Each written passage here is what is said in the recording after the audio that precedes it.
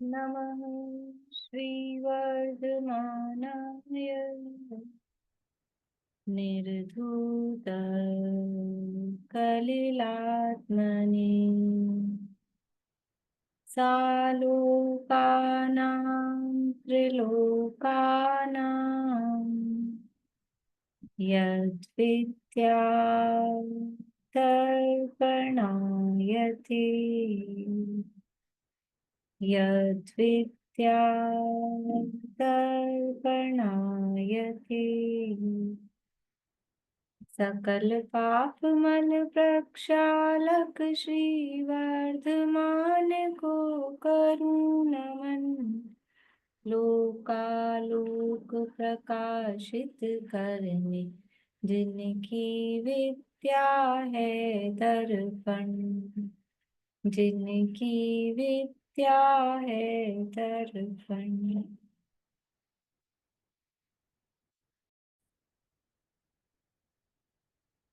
रत्नगण शावकाचार्य नामक एक ग्रंथ है, आचार्य समंत भद्र महाराज द्वारा रचित। इसके अंतर्गत छठा भावना अधिकार अपना चल रहा है और इस भावना अधिकार में विस्तार से पहले तो 5 व्रतों की भावनाएं और 5 पापों के त्याग की प्रेरणा, ये सब बात करने के बाद में विस्तार से चर्चा की थी 16 कारण भावना की।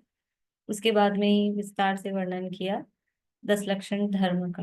उसके बाद वापस से वो 10 लक्षण धर्म का वर्णन किया है, तो समझ लीजिए एक सारांश के रूप में, रिवीजन के रूप में ये 10 धर्मों को फिर से संक्षेप में बता रहे हैं। कल उत्तम क्षमा धर्म तक की चर्चा अपन ने कर ली थी। पेज नंबर 314 है, उत्तम मार्दव धर्म। 314 पेज है रत्नकर्ण शावकाचार्य में।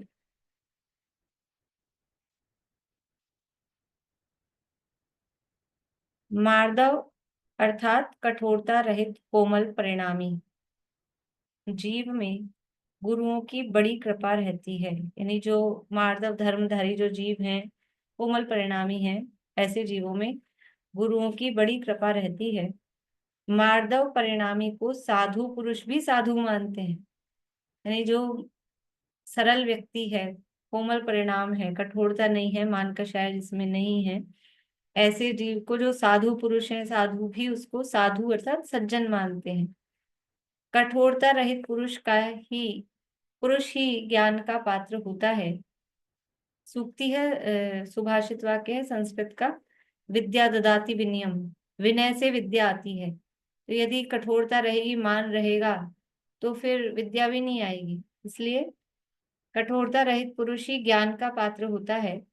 मान रहित कोमल परिणामी को जैसा गुण ग्रहण कराना चाहें तथा जैसी कला सिखाना चाहें, वैसी ही कला व गुण सीख लेता है। समस्त धर्म का मूल, समस्त विद्याओं का मूल विनय है। विनयवान सभी को प्रिय होता है। अन्य गुण जिसमें नहीं हो, ऐसा पुरुष भी विनय गुण से मान्य हो जाता है। विनय परम आभूषण है। कोमल परिणामी में ही दया भाव रहता है। मार्दव से स्वर्ग लोक की, लोग छपा है, लोक होना चाहिए, स्वर्ग लोक की अभ्युदय संपदा तथा निर्वाण की अविनाशी संपदा प्राप्त हो जाती है। यानी मार्दव की महिमा बता रहे हैं, विनय की महिमा बता रहे हैं कि विनय से क्या क्या लाभ होते हैं, वो यहाँ पर बता रहे हैं। कठोर परिणामी को शिक्षा नहीं लगती है, साधु पुरुष भी अविनयी कठोर परिणामी को दूर से ही त्यागने का परिणाम करते हैं। मतलब सरल बातें हैं, कुछ ज्यादा समझाने की जरूरत तो नहीं लग रही है। ठीक है ना, किसी को अगर कुछ बात बीच में लगे तो रोक लेना आप लोग, वरना रीडिंग करती हूँ मैं। पहले अपन ने विस्तार से चर्चा कर ही ली है। कठोर परिणामी को शिक्षा नहीं लगती है, साधु पुरुष भी अविनयी कठोर परिणामी को दूर से ही त्यागने का परिणाम करते हैं। जो ऐसा मानी जीव दिखे तो सब उससे दूर भागते हैं, सज्जन पुरुष भी उससे दूर ही रहना चाहते हैं। जैसे पाषाण में जल प्रवेश नहीं करता है, उसी प्रकार सद्गुरुओं का उपदेश कठोर पुरुष के हृदय में प्रवेश नहीं करता है। जो पाषाण काष्ठ आदि नरमाई लिए होते हैं, उनका तो बाल बाल बराबर भी जहां जैसा गढ़ना चाहे, छीलना चाहे, वहां उतना बाल बराबर भी उतर जाता है, छिल जाता है, तथा जैसी सूरत की मूरत गढ़ना चाहे वैसी ही बन जाती है। किंतु कोमलता रहित में जहां टांकी छेनी लगाते हैं, वहीं चिटक कर उतर कर दूर जा पड़ता है। शिल्पी के अभिप्राय अनुसार गढ़ाई में नहीं आता है, वैसे ही कठोर परिणामी को यथावत शिक्षा नहीं लगती है। पत्थर का उदाहरण देके पहले तो ये कहा कि जैसे पत्थर पे पानी डालो तो उसमें कुछ नहीं होता है, वो एब्जॉर्ब नहीं करता है, वो पानी सब इधर उधर निकल जाता है। लेकिन जो नरम स्थान होता है, पत्थर तो कठोर है, नरम स्थान होता है तो उसमें पानी डालते हैं, जैसे नरम भूमि है, मिट्टी है, तो वो उसको एब्जॉर्ब करती है। तो वो पानी है, वो शिक्षा के समान है। और कठोर हृदय है, वो मानी पुरुष के हृदय के समान है, पाषाण। और जो विनयवान है, वो कोमल मिट्टी के समान है। तो विनयवान को शिक्षा अंदर उतरती है, जो कठोर परिणामी पत्थर के जैसा है, उसको कितनी शिक्षा दो, वो उसके अंदर नहीं उतरती है। फिर दूसरा उदाहरण दे रहे हैं कि जैसे जो सॉफ्ट चीज है, थोड़े कोमल चीज है, तो उसको जैसा हम गढ़ना चाहें वैसा बराबर वो शेप दी जा सकती है। बच्चे लोग खेलते हैं क्ले वगैरह से, देखा होगा आप लोगों ने। तो क्ले एकदम सॉफ्ट होती है, मिट्टी समझ लो, आटा समझ लो। तो वो सॉफ्ट होता है, तो जहां जैसा आकार देना चाहे, बारीक मोटा पतला जैसा भी, वो बराबर आकार उसमें बनता है। लेकिन जो हार्ड है, कठोर चीज है, उसको यदि हम कुछ बदलना चाहें, तो जैसे पत्थर है कठोर, अब उसकी जो मूर्ति बनाना चाह रहे हैं, तो वहां तो वो थोड़ा सा ही वो करते हैं, और वो पत्थर ऐसे उछल के दूर जाके गिरता है। मतलब उसमें आकार देना इतना आसान नहीं होता है। और नरम चीज होती है तो उसमें हाथ से जैसे भी करके उसको आकार दिया जा सकता है। तो ये कह रहे हैं कठोर परिणामी को वास्तव में यथावत जैसी शिक्षा लगनी चाहिए, जो अभिप्राय है गुरु का, वो समझ नहीं पाता है। अभिमानी का समस्त लोग बिना किए ही बैरी हो जाता है। मतलब बिना कोई कुछ किए जो अभिमानी है, वो सारी दुनिया उसके लिए शत्रु है, बैरी है। जबकि किसी ने कुछ किया नहीं, लेकिन फिर भी वो, क्योंकि मान का शय से सहित है, तो उसको सब अपने शत्रु ही समझ आते हैं। परलोक में तिर्यंच तथा अति नीच मनुष्यों में असंख्यात काल तक अनेक प्रकार से तिरस्कार का पात्र होता है। अभिमानी किसी को भी प्रिय नहीं लगता है। अतः कठोरता छोड़कर मार्दव भावना ही निरंतर धारण करो। कठोरता यानी मान महाविश्व रूप उसमें कहा ही है। तो ये मान कषाय छोड़कर, मान की कठोरता छोड़कर, और ये बराबर जो सरलता रूप मार्दव भावना है, उसे निरंतर धारण करना चाहिए। भाव ऐसे रहने चाहिए कि हम भी सरल परिणामी रहें, और कोई दूसरा यदि हमें समझ में आता है कि ये सरल परिणामी है, मतलब तो भी बहुत बड़ी बात है कि यदि किसी के ये गुण समझ में आ रहा है और अपने को ही समझ में आ रहा है कि हम में ये गुण नहीं है, ये इसमें गुण है, तो उस गुण को ग्रहण करने की भावना होनी चाहिए, और ऐसी सरलता हमारे हृदय में भी आए। क्योंकि जब गुण दिखते हैं, जो दिखता है ना वो ग्रहण करता है जीव। ग्रहण करने की तो नेचर होती है, लेकिन हम क्या करते हैं कि हमको दूसरे की गलत चीज दिखाई देती है, उसके दोष दिखाई देते हैं, दोषों पे ही नजर जाती है। तो फिर क्या होता है, ग्रहण भी क्या हो जाता है, वो दोष ही ग्रहण हो जाते हैं। बहुत विरले जीव होते हैं जो गुणों पर दृष्टि रखते हैं, दूसरे के गुण दिख जाएं, ये भी एक बड़ा गुण है कि दूसरे के गुण दिख जाएं। अदरवाइज दूसरे में दोष तो सबसे पहले दिखता है, गुण नहीं दिखते हैं। तो ये दूसरे के गुण दिख जाना, ये भी एक विनय भाव, मार्दव भाव का रूप है। देखिए आगे, आर्जव धर्म।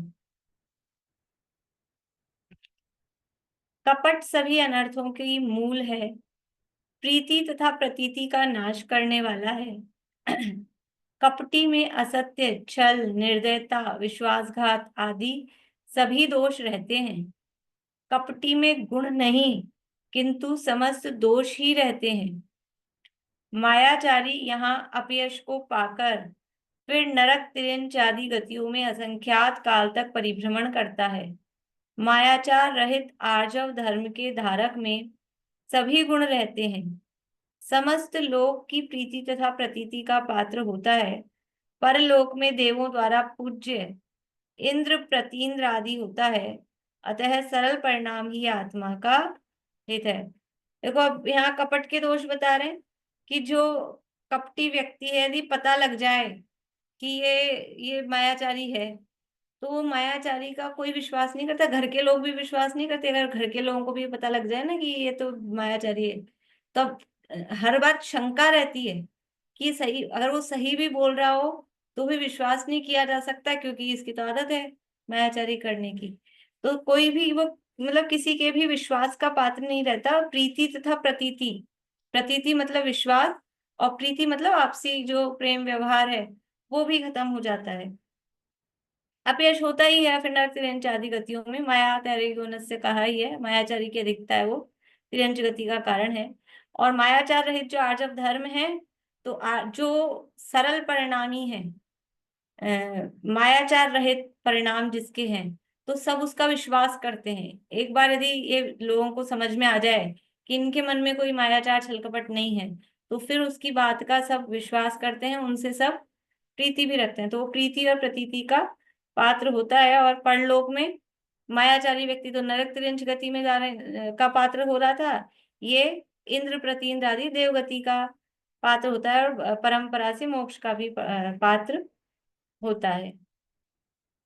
अब है आगे सत्य धर्म। सत्यवादी में सभी गुण रहते हैं। सत्यवादी सदा काल कपट आदि दोष रहित होकर जगत में भी मान्यता को प्राप्त होता है। देखो आर्जव धर्म, जैसे ये जो अपना क्रम होता है ना, उत्तम क्षमा मार्दव आर्जव फिर शौच सत्य, ऐसा हम क्रम बताते हैं। तो वो जो क्रम का कारण है, वो क्या कारण है कि क्रोध के अभाव में क्षमा, मान के अभाव में मार्दव, मायाचारी के अभाव में आर्जव, और फिर लोभ के अभाव में शौच। तो कषायों के अभाव के रूप में क्षमा, मार्दव, आर्जव और फिर शौच कहते हैं। लेकिन कहीं कहीं ये भी मिलता है क्षमा, मार्दव, आर्जव, सत्य और फिर शौच। तो फिर वहां सत्य को पहले रखना वो गलत है कि सही है, कि उसका भी लॉजिक है। क्योंकि मायाचार और झूठ एक ही बात है। जो मायाचारी होगा वो झूठा होगा कि नहीं होगा? मायाचार इज इक्वल्स टू झूठ, क्योंकि वो कह रहा है कुछ, बोल रहा है कुछ, सोच रहा है कुछ, वही तो झूठ है। तो इसलिए वो जो मायाचार से रहित आर्जव धर्म प्रकट हुआ, उसके जीवन में सत्य धर्म होगा कि नहीं होगा? मायाचारी का भाव होते ही झूठ का भाव होगा ही, इसलिए उन दोनों को पास में रख दिया, क्योंकि दोनों एक ही से हैं। बस वो कषायों के अभाव रूप है माया कषाय, और ये झूठ पाप, तो वो दो नाम अलग अलग हैं। इसलिए दोनों को साथ रख के उसके बाद में फिर शौच को ले लिया। इसलिए इसमें बहुत ज्यादा आग्रह वाली बात नहीं है, यथा योग्य जहां जैसा चले। उसमें धर्म एक साथ ही होते हैं, पहले कौन सा मनाना फिर कौन सा मनाना, और तुमने ये पहले मना लिया तो बड़ा पाप कर दिया, ऐसा कुछ नहीं है, क्योंकि दसों धर्म एक साथ ही होते हैं। तो सत्यवादी में सभी गुण रहते हैं। सत्यवादी सदा काल कपट आदि दोष रहित होकर जगत में भी मान्यता को प्राप्त होता है। जगत में मान्यता मतलब जगत में उसका सब विश्वास करते हैं, तथा परलोक में अनेक देव मनुष्य आदि उसकी आज्ञा अपने मस्तक के ऊपर धारण करते हैं। असत्यवादी यहाँ भी अपवाद निंदा करने योग्य होता है, सभी की अप्रतीति का कारण है। बंधु मित्रादि भी अवज्ञा करके छोड़ जाते हैं। राजा द्वारा जिह्वा छेद, सर्वस्व हरणादि दंड पाता है। परलोक में तिरंच गति में वचन रहित एकेंद्रिय विक्लय त्रयादि में असंख्यात भव धारण करता है। अतः सत्य धर्म का धारण करना ही श्रेष्ठ है। देखो झूठ की, असत्य की यहाँ बताई है कि असत्य यदि बोलता है, असत्यवादी है, तो क्या क्या उसके फल मिलते हैं, क्या क्या उसको दुख भोगने पड़ते हैं। और यदि सत्य धर्म धारण करता है तो फिर इस भाव में भी और पर भाव में भी वो सुगति को प्राप्त करता है, और फिर परंपरा से मोक्ष की प्राप्ति करता है। शौच धर्म।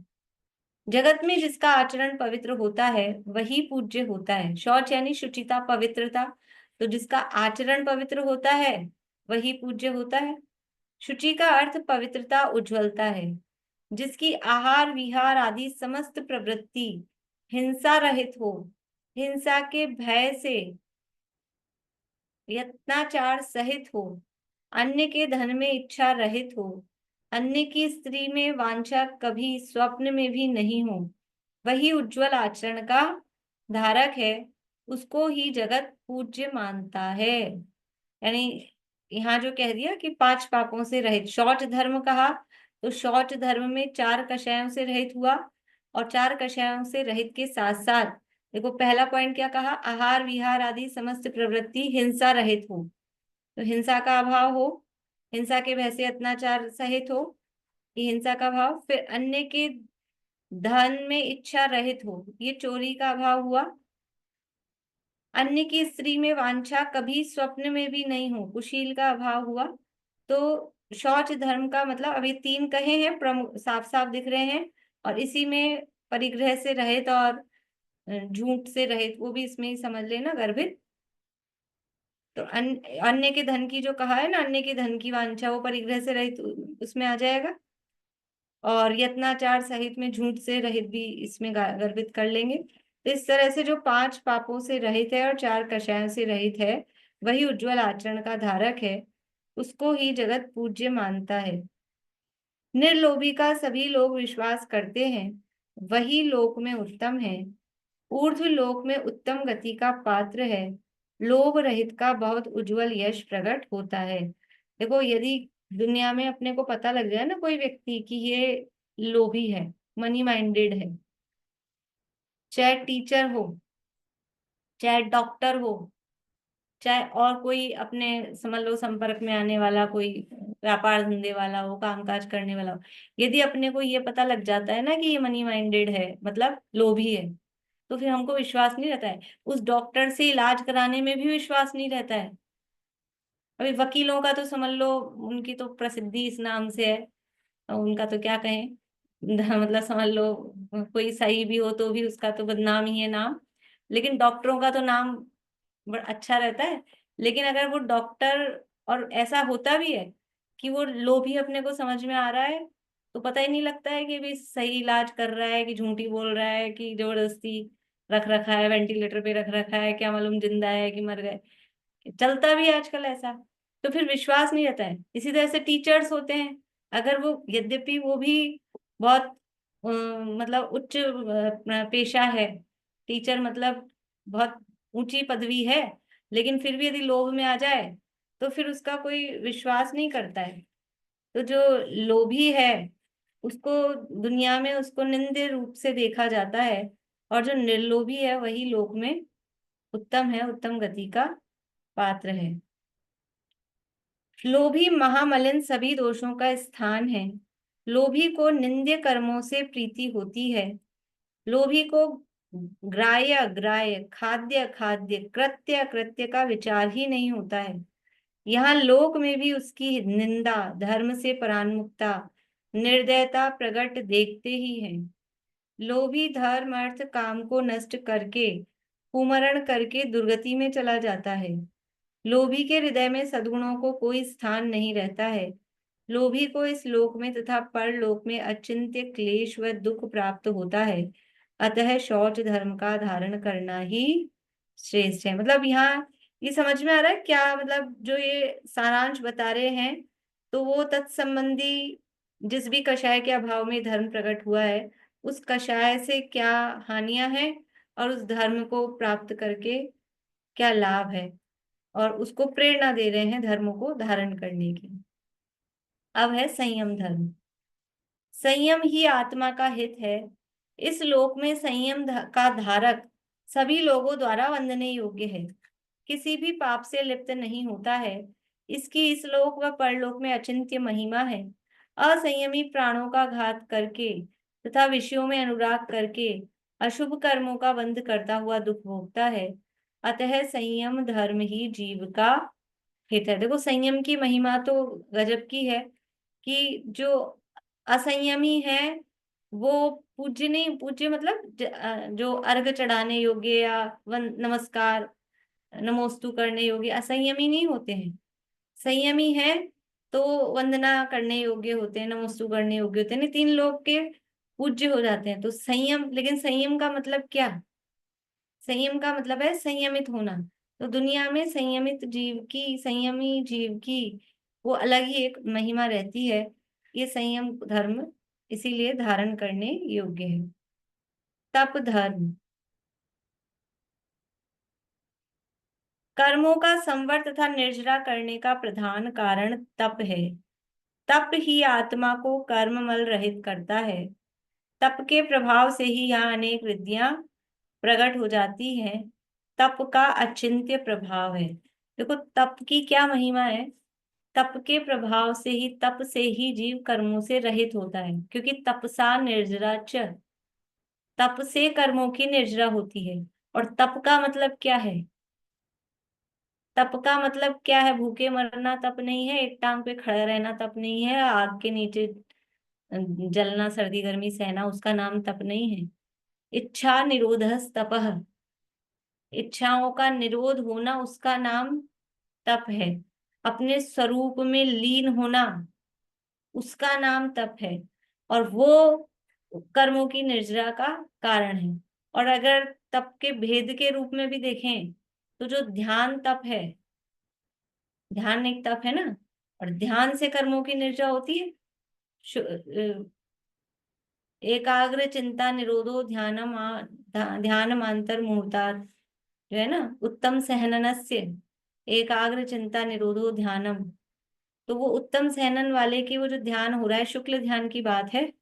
वो शुक्ल ध्यान कर्मों की निर्जरा का कारण होता है। और वो ध्यान क्या है? वो तप है। इसलिए तप की विशेष महिमा है। तप से ही मुक्ति की प्राप्ति होती है। और मुक्ति की प्राप्ति तो होती ही है, तप के प्रभाव से यहाँ ही अनेक रिद्धियां प्रकट हो जाती है। यहीं दिख रही है, देखा भी अपन ने, 64 रिद्धियों की चर्चा की है अभी रिसेंट ही अपन ने। तो ये रिद्धियां जो प्रकट हो रही है वो तप के प्रभाव से यहीं दिख रही है। तो फिर मुक्ति की प्राप्ति हो जाए, कर्मों का अभाव हो जाए और अनंत सुखी जीव हो जाए, उसमें कोई आश्चर्य वाली बात नहीं है। तप का अचिंत्य प्रभाव है। तप बिना काम को, निद्रा को कौन मारे? तप बिना इच्छाओं को कौन मारे? इंद्रियों को, विषयों को मारने में तप ही समर्थ है। आशा रूपी पिशाचनी तप से ही मारी जाती है। यानी तप करते हैं तो ये काम भाव, ये निद्रा, प्रमाद और इंद्रियों के विषयों में जो आसक्ति है, इच्छाएं जो उत्पन्न हो रही है, ये सब तप से ही दूर होती हैं। जब जीव तप करता है, यानी अपने स्वरूप में लीन होता है, तो बाहर में इच्छाएं उत्पन्न ही नहीं होती है। इच्छाएं उत्पन्न ही नहीं होती है तो काम भाव भी उत्पन्न नहीं होता है, वो प्रमाद भी नहीं रहता है, विषयों में आसक्ति नहीं रहती है, ये सब अपने आप होता है। काम पर विजय तप से ही होती है। तप की साधना करने वाला परिशय, उपसर्ग आदि आने पर भी रत्नत्रय धर्म से च्युत नहीं होता है। अतः तप को धारण करना ही उचित है। तप किए बिना संसार से छुटकारा नहीं होता है। चक्रवर्ती भी राज्य को छोड़कर तप धारण करके तीन लोक में वंदने योग्य पूज्य हो जाते हैं। जो तप को छोड़कर राज्य ग्रहण करता है वह अति निंद्य, थूथूकार करने योग्य है, तिनके से भी छोटा हो जाता है। अतः तीन लोक में तप समान महान अन्य कुछ भी नहीं है। देखो जो तप धारण करते हैं उनकी महिमा, चक्रवर्ती की महिमा किस लिए है? वो 6 खंड पर उन्होंने किया, उससे उनकी महिमा है कि 6 खंड का राज्य छोड़कर मुनि दीक्षा ली और आत्म साधना करके मोक्ष चले गए, उससे उनकी महिमा है। किसी के पास राज्य संपदा है तो वो महान होता है, उसको क्या कहते हैं? जिसके पास राज्य संपदा है उसको बोलते हैं राजा, राजा साहब। और जो वो सब छोड़ के मुनि दीक्षा लेके चले गए उनको क्या बोलते हैं? वो महाराज। वो महाराज हो जाते हैं, ये तो राजा हैं और वो महाराज हैं। इसलिए महिमा इसकी है कि इन्होंने छोड़ा। देखो ग्रहण करने की कोई बड़ी महिमा नहीं है दुनिया में। आज के जमाने में तो वैसे ही कोई बड़ी बात नहीं है, वो होंगे बड़े बड़े, सब सभी राजा साहब हैं, पूछो ही मत। तो आज के जमाने में तो वो बिल्कुल ही वो महिमा नहीं है। लेकिन जो छोड़ता है उसकी महिमा होती है। तो तप धारण करने वाले की वो वंदने पूजने, 3 लोक में वंदने पूजने योग्य हो जाते हैं। और कह रहे हैं जो तप को छोड़कर राज्य ग्रहण करता है वो तो बोले थूथूकार करने योग्य है।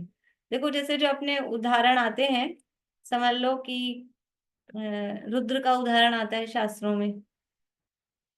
कितना ज्ञान हो गया था, रुद्र जो होते हैं सात्विकी पुत्र कौ महादेव, कितना कितना ज्ञान हो गया, बोलिए अर्चना जी। 10 पूर्व का ज्ञान हो गया, भिन्न 10 पूर्व का। हाँ 10 पूर्व का ज्ञान हो गया। 10 पूर्व का ज्ञान ऐसे ही नहीं होता है किसी को भी। 10 पूर्व का ज्ञान होता है मतलब कि भावलिंगी मुनिराजों को होता है 10 पूर्व का ज्ञान, गृहस्थ को नहीं होता है। यानी तप धारण किया हुआ था और उस तप के प्रभाव से वो विद्याएं प्रकट हो गई, और फिर क्या हुआ, उस तप को छोड़कर वो विद्याओं के लोभ में पड़ गए। ये कहा तप छोड़कर राज्य ग्रहण कर लिया, तो क्या हो रहा है, अब उनकी बड़ी प्रशंसा हो रही है। हम भी क्यों क्यों उनका उदाहरण दे रहे हैं, निंदा के रूप में कि ये अच्छा काम नहीं किया, ऐसा। तो वो अति निंदित थुथुकार करने योग्य है, तिनके से भी छोटा हो जाता है। अतः 3 लोक में तप समान महान अन्य कुछ भी नहीं है। देखो रामचंद्र जी की महिमा करते हैं, जब वो मुनि रामचंद्र मुनि दशा में थे, तपस्या कर रहे थे, तो सीता का जी प्रतींद्र वो सीता का रूप बना के आया, और फिर कि अभी से इतनी तपस्या मत करो, अभी स्वर्ग में आ जाओ, थोड़े कम करो, फिर अगले भव में अपन साथ साथ मोक्ष चलेंगे। तो उन्होंने वो तप छोड़कर और उधर ध्यान नहीं दिया, तो अब उनकी प्रशंसा होती है कि वो अपना हित करके चले गए। और जो उसमें आ जाते प्रलोभन में, यार ठीक है जाना तो है ही, जाना तो है ही, थोड़े दिन यहाँ पे मौज मस्ती कर लें और साथ में रह लें, ऐसा नहीं सोचना। इसलिए ये 3 लोक में तप के समान महान अन्य कुछ भी नहीं है। त्याग धर्म, परिग्रह समान भार अन्य नहीं है। जितने भी दुख, दुर्ध्यान, क्लेश, बैर, वियोग, शोक, भय, अपमान हैं, वे सभी परिग्रह के इच्छुक के होते हैं। मतलब ये प्रैक्टिकली अनुभव करने जैसी चीज है। जितने भी दुख हैं, दुर्ध्यान है, क्लेश है, वियोग हो रहा है इष्टजनों का, बैर हो रहा है किसी से, डर लग रहा है, अपमान हो रहा है, ये सब किसके कारण से हो रहा है, देखेंगे ना तो अपने जीवन में देखेंगे, अपने अड़ोस पड़ोस के कहीं किसी के जीवन में देखेंगे, तो ये सब दुखों का कारण जड़ दिखाई देगी। तो परिग्रह है, भाई भाई में झगड़ा हो रहा है, बाप बेटे में झगड़ा हो रहा है, कहीं कोई किसी का रुपया ले लिया वो चुका नहीं पा रहे हैं तो दुखी हो रहा है, कहीं किसी अपना रुपया किसी ने ले लिया है तो दुखी हो रहा है, डर रहा है। घर घर कई लोग ऐसे होते हैं, कहो कि शिविर में चलो, कहीं यात्रा चलो, कि नहीं जा नहीं सकते। क्यों नहीं जा सकते, घर को अकेला नहीं छोड़ सकते। अब ये क्या है, ये घर को अकेला नहीं छोड़ सकते, वो भय किस बात का, ये परिग्रह का भय है ना। ये घर एक परिग्रह अपने आप में, और घर में जो अंदर वस्तुएं रखी हैं वो वो अपने आप में एक परिग्रह है। ये भय का कारण क्या है। और जिनके घर ही नहीं हो, उनको क्या टेंशन। एक कहानी आती है, वो साधु बाबा जी ने एक पूरी अपनी जमा पूंजी एक उसमें छड़ी में पोटली में बांध रखी थी, और फिर वो चेले को कहता रहता था, चेला बहुत भय है, बहुत खतरा है, बहुत खतरा है। तो चेले को पता लगा चक्कर क्या है, बाबा जी के पास कुछ तो है नहीं, खतरा किस बात का, डर क्या है इनको। तो पता लगा इसमें है सोना होना, कुएं में डाल आया। फिर वो उस बाबा जी बोले, चेला जी बहुत खतरा है, बहुत खतरा खतरा है। तो चेला जी क्या बोले, चिंता मत करो बाबा जी, खतरे को कुएं में डाल आया। खतरा किस चीज का है, ये जितना परिग्रह। देखो ट्रेन में अपन जा रहे हो सफर में, और अपने पास कुछ रुपया पैसा ऐसा नहीं हो, साधारण से समझ लो कोई कपड़े लगते हो, तो अपने को कोई ज्यादा टेंशन रहती है, आराम से चैन की नींद आती है। और कहीं कोई कोई कैश हो, कोई ज्वेलरी हो साथ में, अब किसी ने दे दी हो कि ले जानी पड़ रही हो, जो भी हो, अब तो जमाने बदल गए, कैश वैश के तो नहीं रहे, लेकिन कुछ ऐसी हो अपने पास चीजें, नींद आती रात को। ये क्या है, ये परिग्रह है ना। ये परिग्रह सारी समस्याओं का कारण है। जैसे जैसे परिग्रह से परिणाम भिन्न होने लगते हैं, परिग्रह में आसक्ति कम होने लगती है, वैसे वैसे दुख कम होने लगता है। जितना ज्यादा परिग्रह है उतना ज्यादा दुख है, और जितना जितना आसक्ति कम होने लगती है वैसे वैसे दुख कम होने लगता है। मतलब बहुत प्रैक्टिकल है भी, देखो समझ लो शादी ब्याह का हो, अपने प्रसंग घर में किसी की शादी ब्याह हो कुछ हो, अब उसमें कितनी टेंशन रहती है, कपड़े बनाने हैं, कौन सी ड्रेस पहननी है, कब पहनना है, आफत तो लगती है सबको। मतलब करना भी है, परेशान भी होते हैं, ये क्योंकि जितना ज्यादा परिग्रह है ना उतना है। और मान लो कोई कुछ लोग जेंट्स ऐसे होते हैं कि उनकी एक ही काम है, मान लो व्हाइट शर्ट पहननी है और ये पैंट पहननी है, इतना ही काम है, उनको टेंशन नहीं है, अपनी यही ड्रेस है, कहीं जाओ, मंदिर जाओ तो भी यही कपड़े हैं, शादी में जाओ तो भी यही कपड़े हैं। और लेडीज की कितनी समस्या है, कितनी समस्या है, कहीं बाहर पैकिंग करके जाना हो ना, सूटकेस जम रहे हो, तो सबसे बड़ा और सबसे ज्यादा किसका होता है, घर में भी सबसे बड़ी अलमारी किसकी होती है, ये परिग्रह है ना, ये समस्या है। और जितना कम होता जाता है उतनी शांति मिलती है। अब तो सब अपन इस एज में आ गए कि ये फील होता होगा, छोटी एज में कम समझ आती है बात, लेकिन अब तो समझ में आती है कि जितना परिग्रह कम होता जाता है उतनी शांति मिलती है। जैसे बड़े भार से दुखी पुरुष भार रहित होने पर सुखी हो जाता है, उसी प्रकार परिग्रह की वासना मिट जाने से सुखी हो जाता है। समस्त दुख तथा समस्त पापों की उत्पत्ति का स्थान यह परिग्रह है। समस्त पापों की उत्पत्ति का स्थान यह परिग्रह है। जैसे नदियों से समुद्र तृप्त नहीं होता है, ईंधन से अग्नि तृप्त नहीं होती है। यानी समुद्र में कितनी नदियां आके मिल जाओ तो कोई मतलब ऐसा होता है, वो कहता है नहीं नहीं बस बस अब तो नहीं। लवण समुद्र का भी कहता होगा अनादिकाल से 14 14 महानदियां, और फिर वो भी अपनी 14,000 28,000 56,000 इतनी इतनी सहायक नदियों के साथ, और गिरे ही जा रही है, मुझ में गिरे ही जा रही है, अब तो बस करो मेरे में उफान आ जाएगा। कभी ऐसा होता है कि नहीं होता है। नदियों से समुद्र तृप्त नहीं होता है, ईंधन से अग्नि तृप्त नहीं होती है। कहीं आग लग रही हो और उसमें ईंधन डलता जाए तो आग कहती हो कि नहीं बस बस, कितना जलाओगे, बहुत है बहुत है, डाले जाओ जलता जाएगा, डाले जाओ जलता जाएगा। ईंधन से अग्नि तृप्त नहीं होती है। उसी तरह परिग्रह से आशा की प्यास नहीं बुझती है। ये ये ये देखो यहाँ तो कहा है, अब ये बात हमको फील होती है कि नहीं, कि परिग्रह से आशा की प्यास नहीं बुझती है। मतलब इच्छाओं की पूर्ति करना वो इच्छाओं के अभाव का उपाय नहीं है। इच्छा पूरी नहीं करना वो इच्छा के अभाव का उपाय है। यानी भोजन करना वो भूख मिटाने का उपाय नहीं है, भोजन नहीं करना वो भूख मिटाने का उपाय है। पता नहीं समझ आएगा कि नहीं आएगा। ये भोजन कर कर के भूख मिटी है क्या? मिटती नहीं है। अभी खाओ फिर थोड़ी देर बाद, फिर थोड़ी देर बाद। भोजन करना वो यानी इच्छाओं की पूर्ति करना वो इच्छाओं के अभाव का उपाय नहीं है। आशा रूपी गड्ढा अगाध गहरा है, जिसका तल स्पर्श नहीं है। मतलब इतना गहरा है कि उसके तल पर पहुंच ही नहीं सकते, है ही नहीं उसका तल।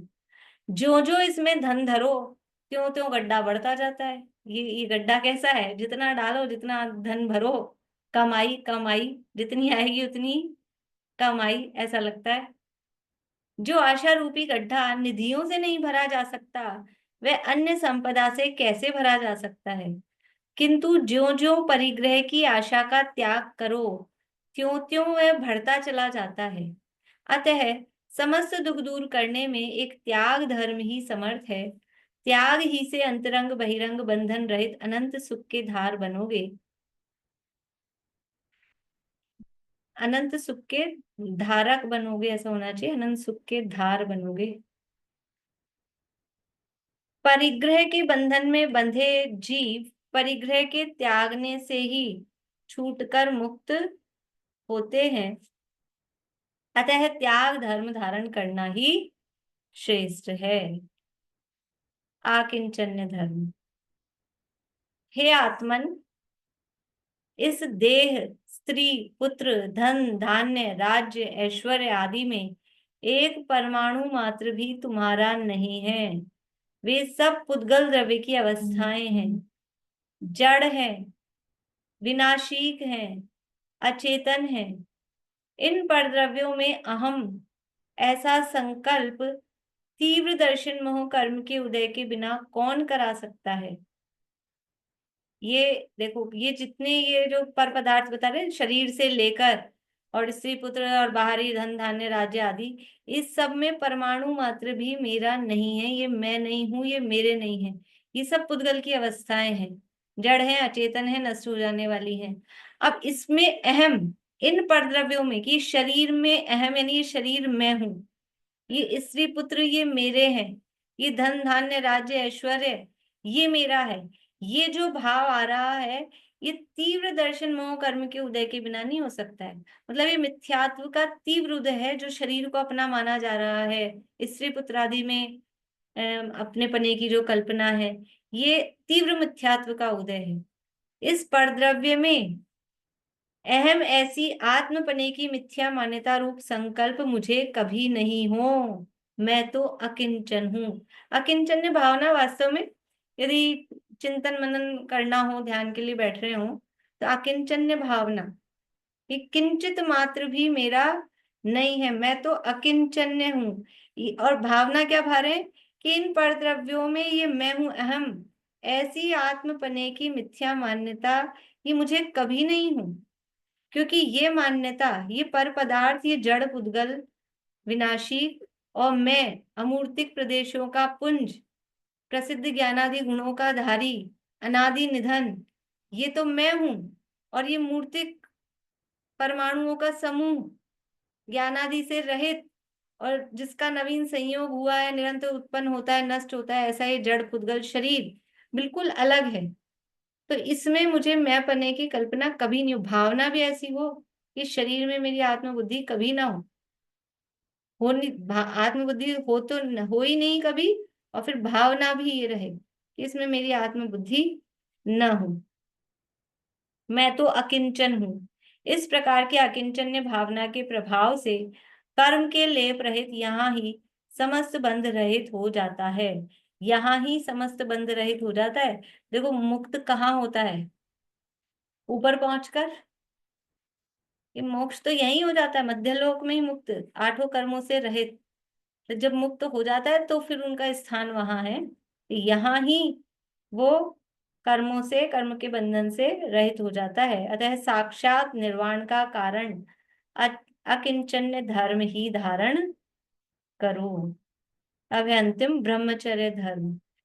कुशील महापाप है, संसार परिभ्रमण का बीज है। ब्रह्मचर्य के पालने वाले से हिंसा आदि पापों का प्रचार दूर भागता है। इसमें सभी गुणों की संपदा निवास करती है। इससे जितेंद्रिय पना प्रकट होता है। ब्रह्मचर्य से कुल जाति आदि भूषित होते हैं। परलोक में अनेक रिद्धियों का धारक देव होता है। इस प्रकार से ये ब्रह्मचर्य की चर्चा कल भी की थी। ये ब्रह्मचर्य है, यानी एक भी गुण, वास्तव में कोई गुण एक अकेला होता ही नहीं है। इसलिए कहा है अनंत गुणों का समाज है, समुदाय है द्रव्य। तो एक गुण प्रमुखता से यदि दिखाई दे रहा है, तो अन्य गुण भी वहां पर अपने आप ही होते ही हैं। तो समस्त गुणों की संपदा वो ब्रह्मचर्य में, फिर वो हिंसा से भी बचता है, झूठ से भी बचता है, चोरी कुशील परिग्रह से भी बचता है। स्पर्शन इंद्रिय के विषय से बच रहा है, तो रसना के, घ्राण के, चक्षुकर्ण, सबसे ही बचना होता है। और जहां एक दोष होता है, तो कहने में ऐसे कहो एक ही दोष है, बाकी तो सब गुण है, लेकिन वास्तव में वो बाकी के सारे गुण भी वो दोष रूप ही परिणमित हो जाते हैं। तो इसलिए ये 10 ही धर्म, ये 10 ही धर्म, इन 10 धर्मों को हम धारण करें, धारण करने की भावना रखें और निरंतर ये भावना भाएं। इसमें क्या है, पापों से और कषायों से रहित होने की ही तो भावना है 10 धर्मों में। और क्या है? पापों से और कषायों से रहित होने की भावना है। शुरू में कषायों से रहित होने की है, और अंतिम धर्मों में आप देखेंगे तो पापों से, हिंसा, झूठ, चोरी, कुशील, परिग्रह, संयम में है, समझ लो हिंसा से रहित होने की बात है, सत्य में, झूठ से, फिर अपने तप और त्याग में, चोरी से रहित होने की समझ लीजिए, ब्रह्मचर्य में कुशील से रहित होने की है, और त्याग और आकिंचन्य दोनों में परिग्रह से रहित होने की।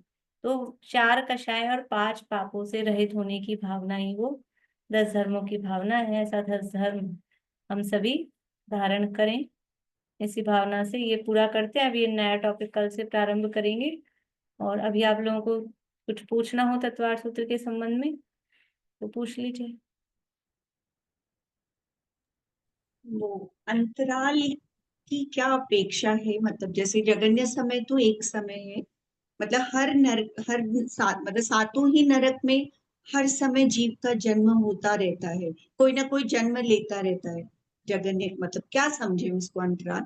और जो दिया है 24 और 7 दिन, भाई इसको थोड़ा जैसे जिस नरक में जो गैप का कहा है कि इस हम्म नरक में, जैसे 7वें नरक में अधिकतम गैप 6 महीने का हो सकता है। हम्म तो 6 महीने तक कोई भी नारकी वहां उत्पन्न ना हो, मतलब कोई नारकी नया उत्पन्न नहीं हो रहा, ऐसा मैक्सिमम कितने टाइम तक हो सकता है? तो 6 महीने तक कोई भी नया हम्म नारकी उत्पन्न, जैसे समझ लो अपनी क्लास में जो रेगुलर आ रहे हैं, हम्म तो वो रेगुलर आ रहे हैं। और कभी हम्म ऐसा हो कि आज कोई नया आया, फिर कल भी कोई नया आया, परसों भी कोई नया आया, रोज ही कोई ना कोई नया आता है। तो ये तो हुआ एक एक दिन का अंतर, इसको बोलेंगे एक समय का अंतर, ये जघन्य अंतर हुआ। पर कभी ऐसा हो 7 दिन तक एक भी नया व्यक्ति ज्वाइन नहीं हुआ, हम्म कभी 15 दिन तक एक भी नया व्यक्ति ज्वाइन नहीं हुआ। तो ये मैक्सिमम मैक्सिमम कितना गैप हुआ कि अपनी क्लास में कोई नया ज्वाइन नहीं हुआ, कि अभी तक ऐसा हुआ कि 7 दिन का ही हुआ। तो हम्म ये उत्कृष्ट अंतराल। और वैसे तो क्या है कि रोज रोज कोई ना कोई आता ही रहता है, तो जगह ने कम से कम एक दिन का तो हो गई, आज हम्म ज्वाइन करेगा उसके बाद कल ही करेगा। तो वो हम्म जगह ने एक समय और हम्म उत्कृष्ट जो जो अलग अलग नरकों के दिए हैं, वो उत्कृष्ट अंतराल सातों ही नरक की उत्कृष्ट अंतराल अलग अलग बताए हैं अलग इसमें। अलग है। ठीक। हाँ, वो 501 पेज पे ना आपने चौथा तीर्थंकर लिख रखे, चौथे मतलब चौथे नरक में तीर्थंकर जा सकता है, 501 पेज पर।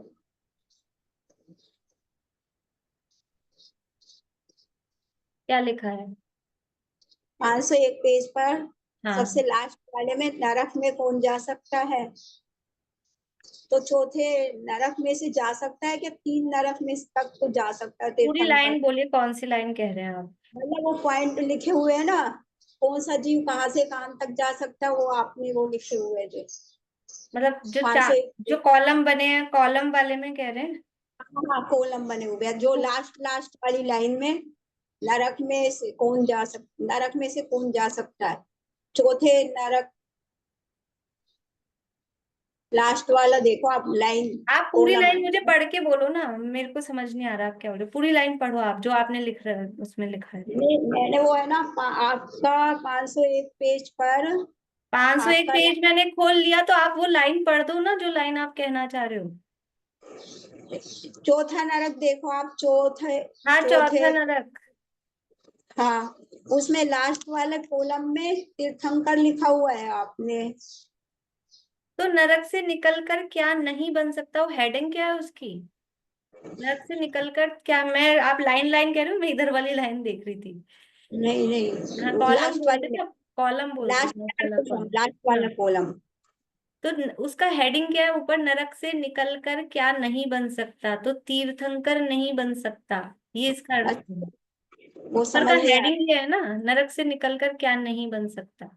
अच्छा, चौथा मतलब चौथे तीन गुणस्थान तक तो जा ही सकते हैं, तीर्थंकर बन ही गुणस्थान सकते हैं। नहीं, गुणस्थान नहीं। गुणस्थान नहीं कहाँ से आ गए? नहीं, गुणस्थान नहीं, मतलब तीसरे 3वें नरक नरक से तक से निकल के तीर्थंकर बन सकते हैं, बन चौथे नरक सकते से निकलकर तीर्थंकर नहीं बन सकते। नहीं बन तो सकते। ऊपर हेडिंग उसमें अंडरलाइन भी की है, क्या नहीं बन सकता, उसमें अंडरलाइन की है, नहीं बन वो सकता। समझ सा नहीं आया था आखिरी वाली तीर्थंकर कॉलम, नहीं बन सकता। हाँ, चौथे। बोलिए आशा आंटी। ऐसा लिखा है कि जैसे जब भूमियों की वैसी उसकी वो भी जैसे रत्न प्रभा है, तो वहां क्या रत्नों जैसी प्रभा है?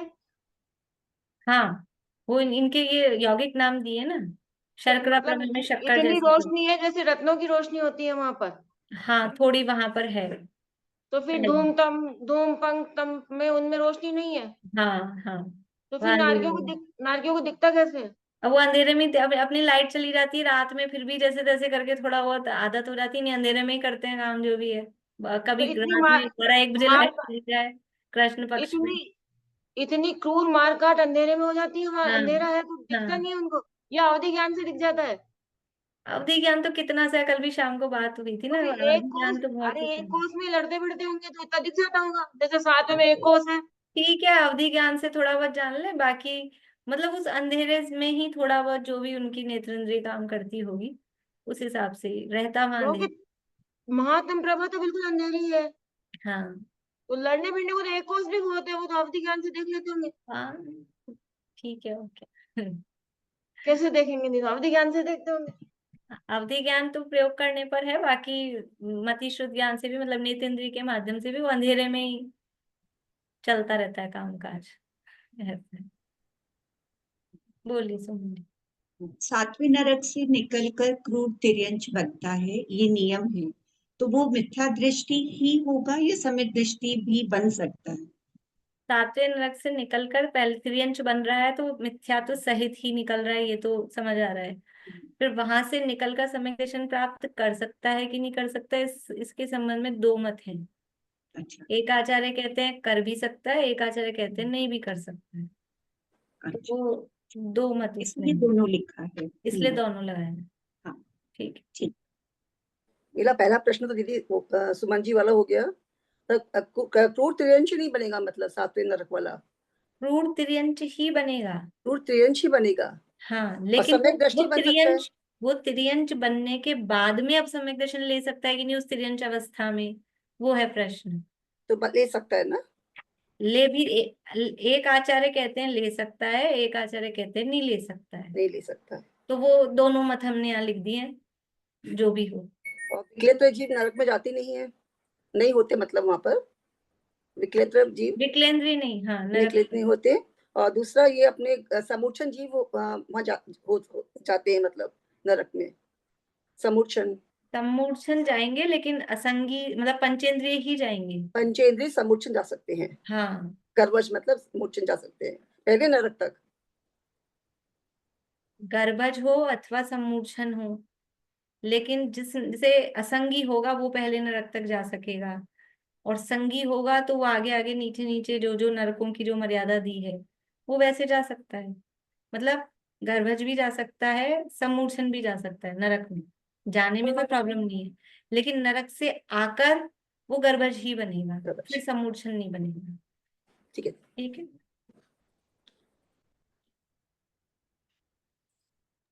सम्मूर्छन मनुष्य भी जा सकता है नरक। सम्मूर्छन मनुष्य, सम्मूर्छन मनुष्य नहीं जा सकता। वो गर्भज नहीं है इसलिए। क्यों नहीं पर नहीं, नहीं गर्भज नहीं, हाँ गर्भज नहीं इसलिए। गर्भज सम्मूर्छन की बात गर्भज तो नहीं, आके बन, हाँ। गर्भज सम्मूर्छ की बात नहीं है। लेकिन वो इतना मतलब उस श्वास के 18वें भाग ही उसकी आयु है ना, तो नरक जाने योग्य उसके नहीं हो पाता है इतना। सभी नरकों में स्थावर जीव है और नरक के बाहर भी है स्थावर लोग तो है ही। त्रस नाली के बाहर तो स्थावर लोग है ही, और नरक के अंदर भी स्थावर जीव है। स्थावर जीव सब जगह, सूक्ष्म स्थावर तो सब जगह ही है, सभी प्रकार के स्थावर जो सूक्ष्म है हम्म। तो सब जगह ही है। और बादर भी बादर जो तो आश्रय से रहते हैं तो वहां इस तरह की वनस्पति वगैरह ऐसे नहीं दिखेगी, लेकिन सूक्ष्म जीव तो सब जगह ही है। और बादर में भी मतलब ऐसे जो अपने को नहीं दिखे उस तरह की हवा जैसे है सब जगह, तो बादर वायु का एक ही है, हाँ इस तरह से होते हैं वहां पे। मैम जो सम्मूर्छन हो तो संगी पंचेंद्रिय होंगे, जो तिर्यंच होंगे एक नरक तक तो केवल असंगी जा सकते हैं, तो जो सम्मूर्छन जाएंगे वो संगी पंचेंद्रिय तिर्यंच। हाँ संगी पंचेंद्रिय मत से जा रहा है ना 7वें नरक, मत से जा रहा है, सम्मूर्छन भी होते हैं मत से। सम्मूर्छन संगी पंचेंद्रिय कौन कौन से तिर्यंच होंगे, मेरे को तो इतना आइडिया नहीं है। बताया ना महामत से, अभी मत से हाँ बोल मत से तो है, और सम्मूर्छन है। इसके अलावा और भी होते हैं, मेंढक वगैरह भी होते हैं, और सम्मूर्छन होते हैं मेंढक। हाँ कुछ सम्मूर्छन भी होते हैं, कुछ गर्भज भी होते हैं, दोनों तरह के होते हैं, तो संगी पंचेंद्रिय होते हैं। ये मैडम ये लोक की जो ऊंचाई है वो तो है सर्वत्र 14 राजू, तो त्रसनाली की ऊंचाई कुछ कम 13 राजू होता है, तो मतलब ये क्या है इसमें? ये तो पढ़ाया था ना उस समय कि वो नीचे का जो एक राजू है, कलकल वाला। हाँ, वहां पर त्रस जीव नहीं है, वहां स्थावर ही जीव है। तो एक राजू हाँ। को माइनस किया। और ऊपर सर्वार्थ सिद्धि के ऊपर, वहां पर कोई त्रस जीव नहीं है, एक इंद्रिय जीव है, तो सिद्ध भगवान है, तो सिद्ध भगवान न त्रस है न स्थावर है और एक इंद्रिय जीव है, तो वो उतना वो ऊर्ध्वलोक का सर्वार्थ सिद्धि के ऊपर का हिस्सा, और अधोलोक में से एक राजू, तो एक राजू पूरा कम किया तो 14 में से 13 हो गए, और ऊपर का वो कुछ कम और किया तो कुछ कम 13 राजू करके ऐसे। अच्छा, त्रसनाली की मतलब हम्म, ऊंचाई तो ये कुछ कम हाँ 13 राजू। हाँ। ओ, थैंक यू। और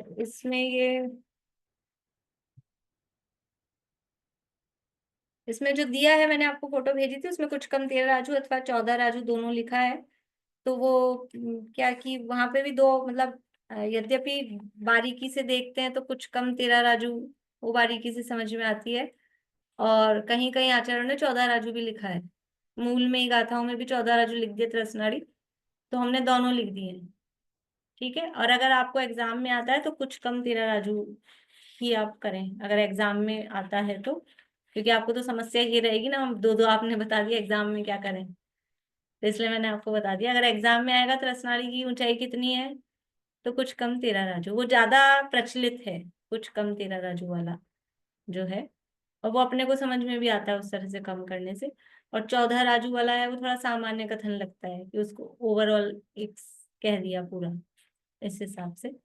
बाकी वो दोनों आचार्यों के मत है, अगर कहीं लिखा हुआ भी मिले 14 राजू भी, तो ऐसा नहीं कि गलत लिख दिया, वो अपेक्षा है। ठीक। और कोई, बस हो गए सबके पूरे। कल कितने बजे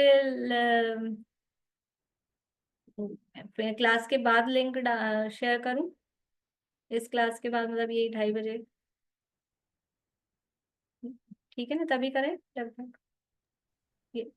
मैम जैसे आपने एक विशेषार्थ पहले भेजा था, उसमें जैसे 2 इंद्रिय 3 इंद्रिय और 4 इंद्रिय की तो आपने उत्कृष्ट आयु लिखी, लेकिन उसमें ना पंचेंद्रिय की उसमें नहीं है, उसमें खाली सरिसर्प और इसकी आई है मत्स्य की, तो इसमें पंचेंद्रिय की आपने उत्कृष्ट आयु का इसमें नहीं आया है लिखा हुआ। किस चीज का?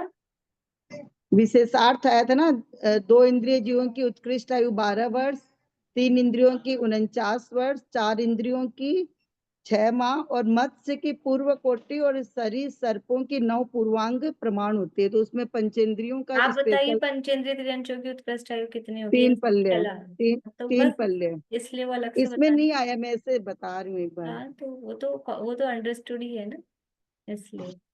मतलब स्पेशल इनका इन जीवों के लिए लिखा हुआ है वो जिनका बोल अलग रही हूँ। अलग था, जिनका स्पेशल था उनका बता दिया कि सबके 3 पल्ले नहीं समझ लें, भाई त्रियंच में तो सारे ही त्रियंच हैं, तो मत्स्य के भी 3 पल्ले, सबके 3 पल्ले नहीं समझ ले उनके अलग से बता दी, और बाकी जो ये 3 पल्ले है वो एग्जाम आज नहीं डोगरी। है क्या? एग्जाम आज तो ट्यूसडे है ना? ट्यूसडे को ही बोला था आपने लेने का। नहीं, वेडनेसडे की बात हुई थी, मैंने नहीं डेट भी डाली है उसमें, मैंने मैसेज मंडे की किया नहीं था। हुई थी, ट्यूसडे की हुई थी। नहीं, वेडनेसडे की बात हुई थी, और मैंने डेट 23 ही डाली थी ना, उसमें मैसेज किया मैंने, 23 तारीख मैंने मैसेज भी कर दिया था, 23 तारीख को, आज अच्छा। नहीं है। तो कल या तो भाई आप लोगों को पहले फ्री होना हो तो 1 बजे लिंक दे दूं, पर ये सब अपनी ईमानदारी से बेईमानी नहीं करनी है, किताब नहीं खोलना है, एग्जाम लिंक खोलने से पहले तक जितना पढ़ना हो देखना हो देख लें, जब लिंक चालू कर लें मोबाइल में, उसके बाद एक बार में ही कर लें पेपर तो अच्छा है। और बाई चांस किसी को ऐसा होता है एक सिटिंग में नहीं हो रहा है, वैसे तो नहीं करना चाहिए बार बार में, लेकिन फिर भी, तो उस बीच में जब तक पूरा नहीं करें तब तक फिर किताब कॉपी नहीं देखें, मतलब इतनी तो मुझे कहना नहीं चाहिए, आप सब इतने ईमानदारी से ही करते हैं, लेकिन फिर भी कहीं कोई, क्योंकि नंबर लाना खाली इतना इतना प्रयोजन नहीं है, तो इसमें अपन चिटिंग नहीं करें। तो देख लूंगी मैं, या तो 1 बजे डाल दूंगी, तो जिनको जल्दी करना हो पहले फ्री होना हो वो पहले फ्री हो लें, जैसे भी। ठीक है,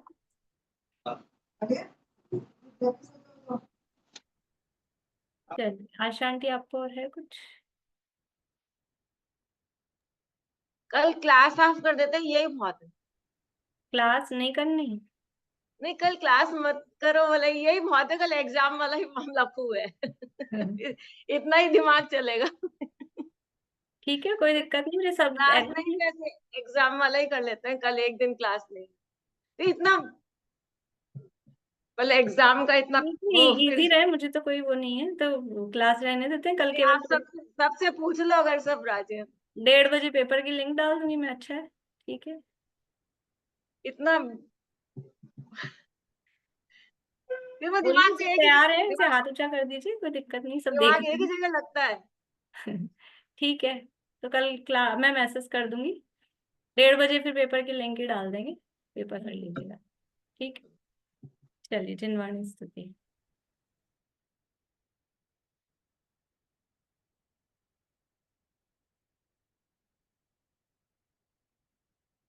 निर्ग्रंथता की भावना अब हो सफल मेरी, बीते यहो आराधना में हर घड़ी मेरी, करके विराधन तत्व का बहु दुख उठाया, आराधना का यह समय अति पुण्य से पाया, मिथ्या प्रपंचों में उलझ अब क्यों करूं देरी, निर्ग्रंथता की भावना अब हो सफल मेरी, बीते